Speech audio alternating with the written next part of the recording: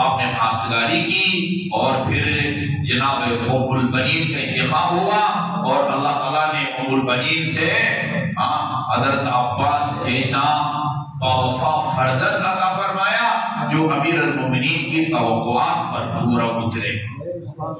واہ واہ، ایک درود بھیجا نا محمد صلی اللہ محمد علی محمد۔ شریعت الحسین ثانی زہرا صدیقہ صغرا اور عقیلہ بنی ہاشم جناب زینب کبریٰ جن کا نام خدا نے رکھا ہے، خدا نے رکھا ہے، علی کا نام بھی خدا نے رکھا ہے، حسن اور حسین کا نام بھی اللہ کے حکم سے رسول خدا نے رکھا ہے، ابھی اور جناب زینب کبریٰ کا نام بھی اللہ تعالیٰ نے زینب رکھا ہے۔ سبحان اللہ۔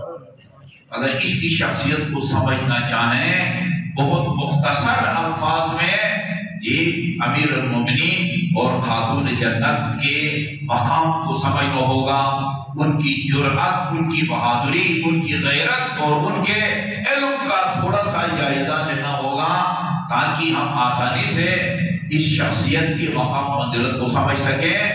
اس کی ولادت کی تقریب میں آپ جمع ہوئے ہیں اور میں ابھی سوچ رہا تھا، ابھی سوچتے رہتے ہوں گے، حضرت آدم سے لے کر اور قیامت تک کا تو خیر نوبت ہی نہیں آتی، حضرت آدم سے لے کر ابھی تک صرف 3 ہستیاں آپ کو ایسی ملے گی کہ جن کا باپ بھی معصوم اور ایک ماں بھی معصوم اور ایک وہ امام حسن ہے، ایک امام حسین ہے اور ایک جناب زینب کبریٰ ہے۔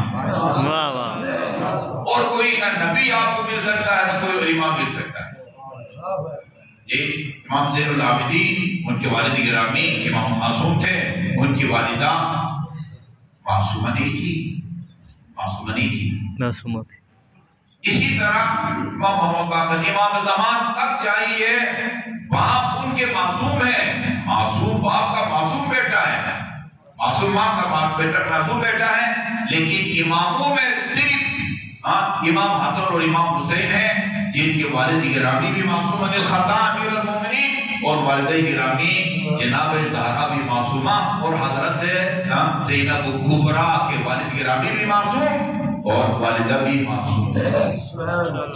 آئندہ تو نہ کسی نے امام نبی بن کے آنا ہے، نہ کسی نے آخری امام بھی دنیا میں آ چکے، آخری نبی بھی دنیا میں آ چکے، نہ آج کے بعد کوئی ایسی ہستی پیدا ہوگی جس کے والدین معصوم الخطا ہوں، اور نہ اس سے پہلے کوئی ہستی دنیا میں آئی ہے جس کے والدین معصوم الخطا ہوں، سوائے حسنین علیہ السلام اور صدیقہ صغرا جناب زینب کبریٰ کے۔ بلندر صلوات اللہم صلی علی محمد وآل محمد۔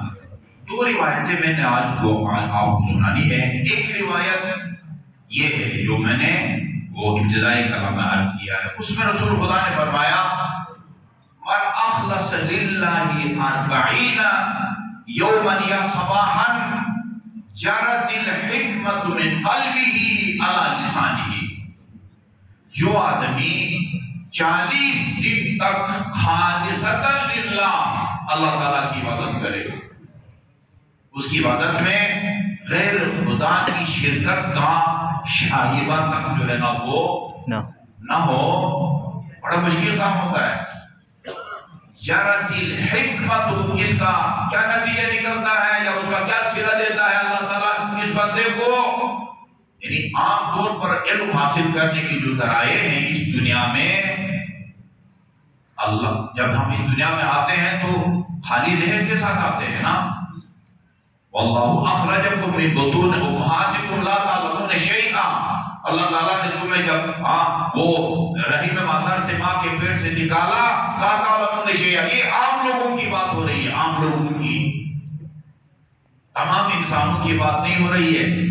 امام زمان اہل سنت کے سب سے اول کے صوفی ملا جامی کے مطابق امام زمان رضی اللہ تعالیٰ فرشت حضرت شریف نے جی وہ ولادت سے پہلے قرآنی آیات کی سوروں کی تلاوت کی، جن کو جناب حکیمہ امام حسن عسکری کی پھوپھی نے اپنے کانوں سے سنا۔ سبحان اللہ۔ عام آدمی کی بات کر رہے ہیں۔ عام آدمی جب اس دنیا میں آتا ہے، اخرجکم من بطون امہاتکم لا تعلمون شیئا، تم کچھ نہیں جانتے تھے، پھر اللہ تعالیٰ نے حصول علم کے لیے تمہیں اوزار دیے، فجعل لکم السمع والابصار والافئدہ، پھر خدا نے تمہیں آنکھیں دی، کان دیے، دل دیا۔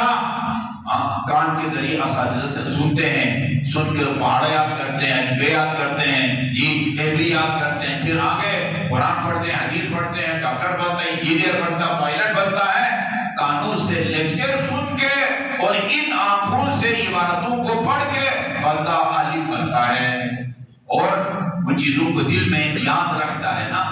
یہ باہر سے علوم اندر کی طرف جاتے ہیں، توجہ فرمائیے۔ عام نظام قدرت یہ ہے کہ علم باہر سے کان کے ذریعے استاد سے سن کے، یہ آنکھ کے ذریعے کتاب کا مطالعہ کر کے وہ علم کو باہر سے اندر کی طرف منتقل کرتا ہے بندہ، دل پھر اس کو محفوظ رکھتا ہے۔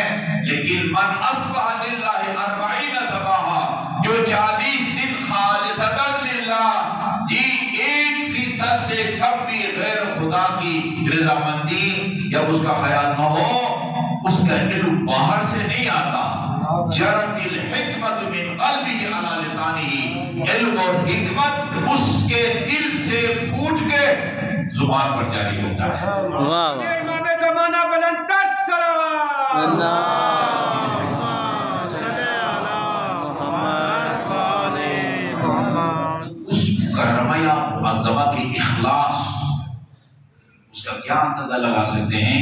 یہ میرے پاس کتاب ہے، پتہ نہیں آج ہو سکتا ہے 100 سال پہلے چھپی ہے، کب چھپی ہے؟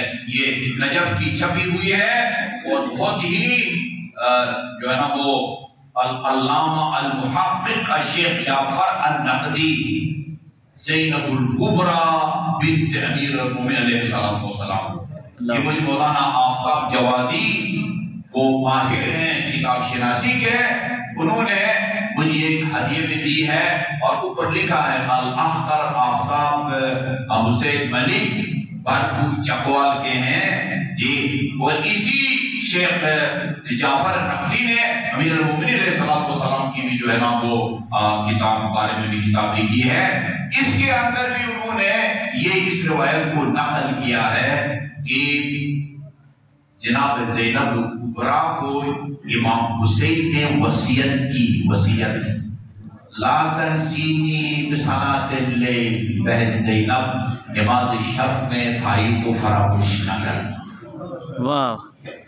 بھائی جی سے یہ خواہش کرتے ہیں۔